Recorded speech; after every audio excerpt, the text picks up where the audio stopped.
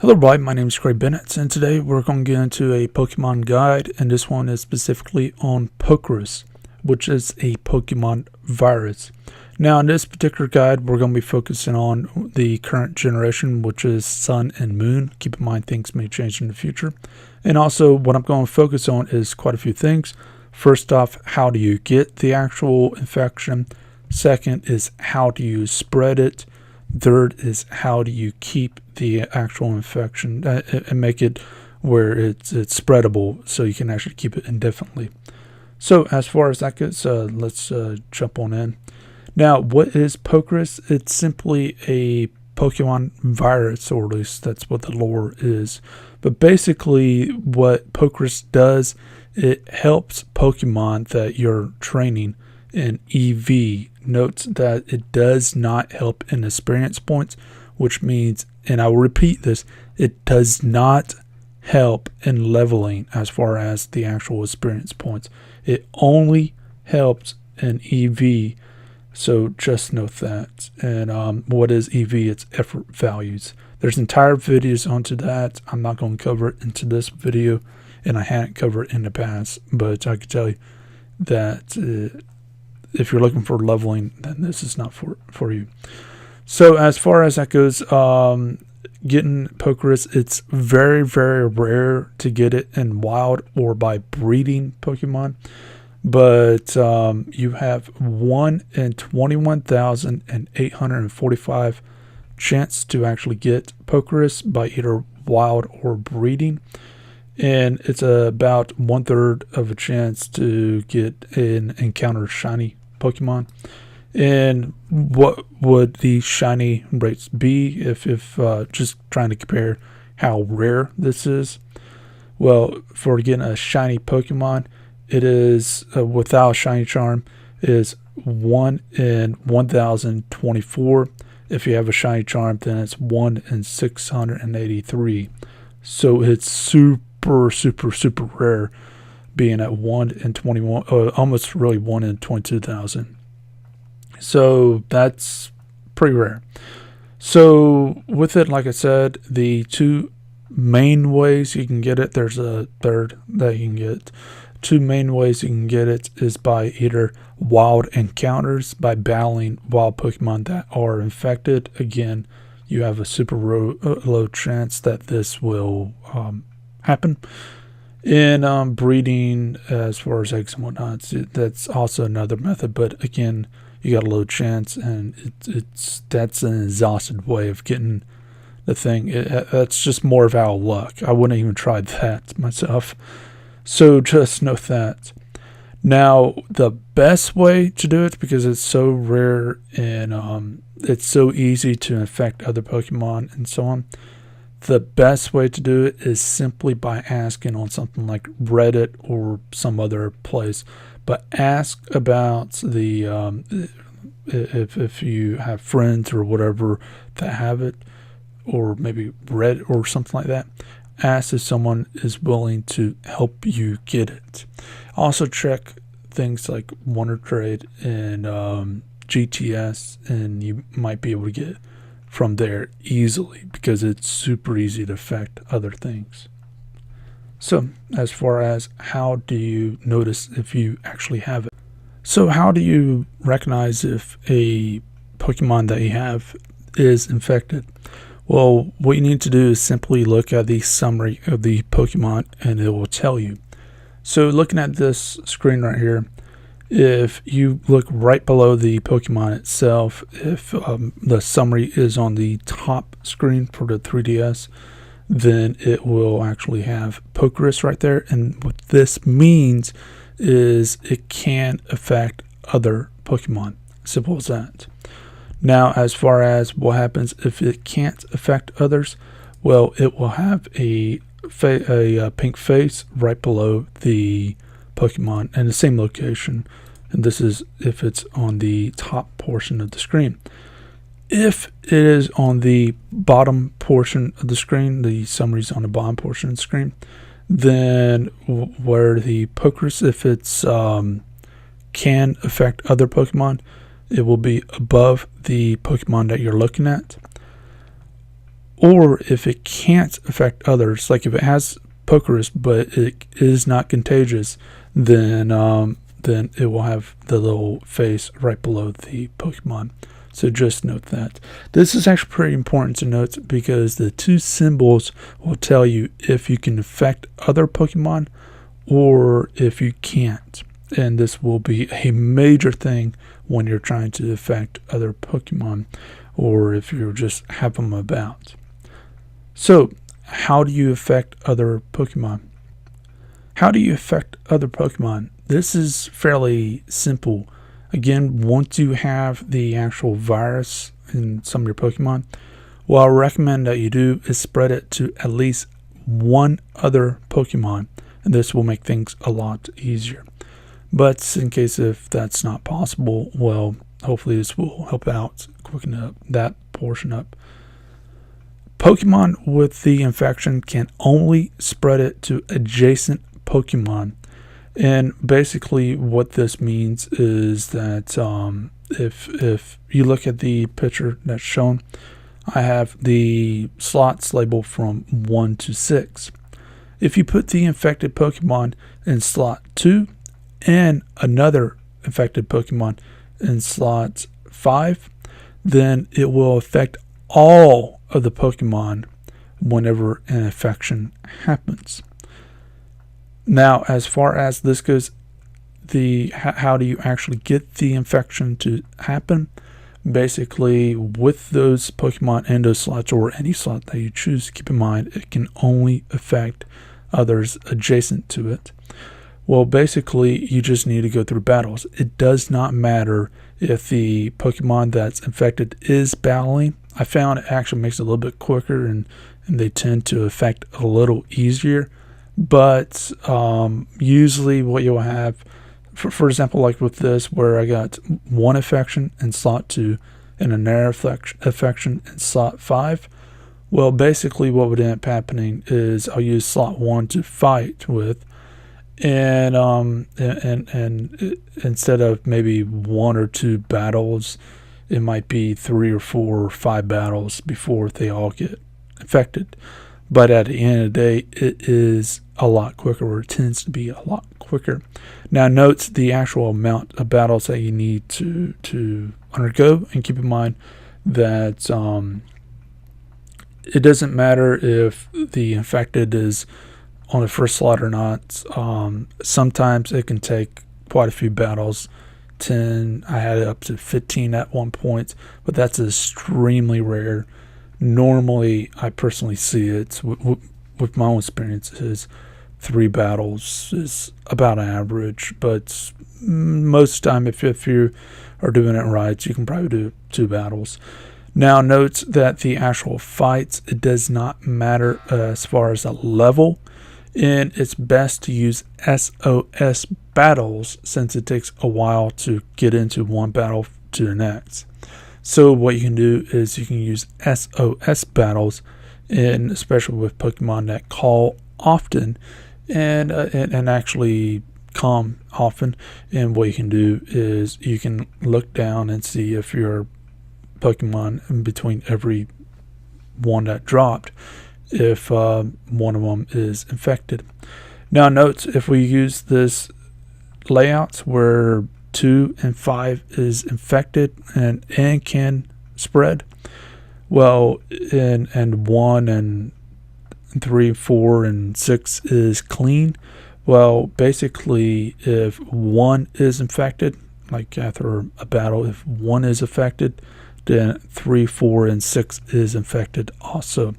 This is a good thing if you're trying to save a little bit of time. It doesn't take a lot of time to look through it, but just note that when an infection happens, it happens across the board. So with this, it'll be 1, 3, and 4. 1, 3, 4, and 6 will be infected if one of them is infected. So as far as that goes, that's an important thing to note.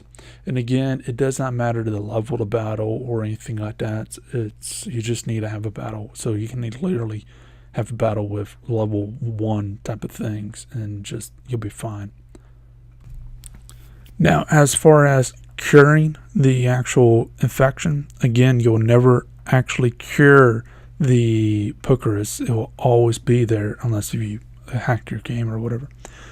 But curing the actual infection as far as it being able to infect others, well, this is over time.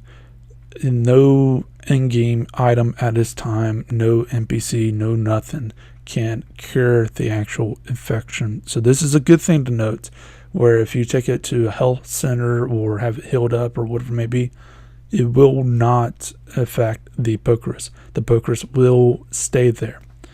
So with it, curing the infection is simply by having the Pokemon within your party within a certain amount of time. Now, the amount of time does change, but it's normally between 1 and 4 days. Note this. Say, for example, if your Pokemon was affected at, say, 11:50 p.m., and then you played for 10 minutes and midnight passes, well, there is a chance, because it's a new day, your system knows it's a new day, there is a chance that those that were just infected cannot spread the infection because that's been cured. So just note that. And I personally have actually ran into this problem. So just note that on your times and stuff of this nature. Now, with this, again, it's 1 to 4 days, and again, this is real world time. So if you shut off your DS or whatever and come back to it for a few days or maybe a few weeks or months, well, count it as those are cured as far as being able to spread it. So how do you actually keep the infection where it can spread? How do you keep the infection? Well, this is fairly simple. What you need to do is, all Pokemon games, it has a PC in it. Well, what you need to do is just infect a Pokemon and put them in the PC, and don't use them unless they're infecting another Pokemon. Simple as that. This is fairly simple, but what I will recommend that you do, just in case, is just infect as many as you can in your PC before you get bored, and then just keep them there. And that way, if you accidentally trade them or something happened, well, you got that. Note this, and I want to add this because of the Pokemon Bank. If you, and keep in mind, the Pokemon Bank is not out yet. Hopefully, maybe in a couple hours it will be. But as of X and Y, I personally have been able to experience this. You can actually take a Pokemon with Pokerus and put them in the Pokemon Bank, which is a service outside of the game itself. It's a cloud service. You can store your Pokemon in the cloud and transfer them from one game to the next, using that, so on, so on, so on. So what you can do is you can actually just keep them there until you're ready, and you can transfer them back into the game or whatever it may be. That way, in case if, say, for example, the file gets corrupted or whatever it may be, as long as that one, or again, what I recommend is quite a few, just in case something like this happens. As long as those are in the cloud, in the Nintendo cloud, or whoever owns the servers, it will be protected. That way, you'll always at least have one that's affected, and you can grab it from there and bring it back to your game. So if it gets infected, like if you drop your system and it breaks and there's no recovering, even cartridge level, well, at least it's in the cloud and it's saved. Note also, if you put your infected Pokemon, the one that can infect others, into things like daycares, then it should keep the infection itself. So note that. And to make it even more clearer, as long as it's not within this party that you have on your person, like whenever you're traveling around and your fighting party, what's on your person, as long as it's not there, pretty much it will keep the infection. I just want to make it super, super clear that just don't keep them on your party if you want to have them infect others later on. How to use it in leveling up and where it won't help you. Now, as far as how to use them when you're leveling up, again, it does not help you leveling up your experience points. So it won't help you level up your Pokemon any quicker as far as the actual level, but it will help you with the effort values. You do have a limited amount of effort values that can be assigned to a given Pokemon. So note this, but given that maximum amount is not assigned, well, you can level up that quicker. So as far as I mean, and it's pretty simple like that. And what it does is it doubles the effort values from battling. So say for example, you get 1 effort value or EV. Instead of that, with a Pokerus, it'll give you 2. Just a bad example, but still a understandable example. So where the confusion comes in is on other things. In past games, you have things like super training. In this particular game, you have the islands that you can actually send your Pokemon to EV train on that. It does not help you in those areas. It only helps you in the actual fighting as far as in battling. So anything that does say for example the bottle cats with the current generation, or maybe the Pelago Island or something of that nature, it does not help you at all in that nature. It only helps you in the battling sense. So just note that. This is why it's worthwhile to try to get if you want to go in competitive level, to get your Pokemon with Pokerus at a young level as possible, and it's worthwhile to try to infect the actual egg itself because of this, because it just makes it a lot easier. Now, I want to note a side thing, and this is just purely for this generation and last generations. Hopefully this gets fixed in the future. Using this to go competitive as far as maybe if you going for a tournament to make money, or real life money, or if you are just online competitive, note that there's a lot of cheating out there, so this probably won't help you at all. You can't match cheating with something like this, but if everything's fair and all that, then it's worthwhile to doing this. So just note that if you're in a type of environment that cheating is just going to be there, or there's a high chance of it, there's no way that this can actually compete with anything like that. But again, if the fact is that you are in a fair environment, or mostly a fair environment, then this is a great way of being competitive. Just an extra fact for those who want to know, Pokerus does make Pokemon more valuable in trading. Now, with this being said, yes, you can actually trade fairly low level Pokemon, and what I mean by this is a commonly able to get Pokemon with Pokerus for a medium to kind of hard Pokemon to get. Whereas if you try to go for something like a common Pokemon with Pokerus and try to get something like Mew or something of that nature, you probably are not going to get it through that. So you still got to have a worthwhile, but it will give you at least a massive gap, and it's worthwhile affecting most, if not all, the Pokemon that you're trading in that way, especially if you're doing it over GTS, which is a global trading system. It's worthwhile to do it because simply that it makes your trading a lot easier, and you will see a lot larger amount of success rate when you're trading. So just note that. But anyways, as far as that goes, if you like this video and everything else, and please feel free to leave a like, subscribe, share.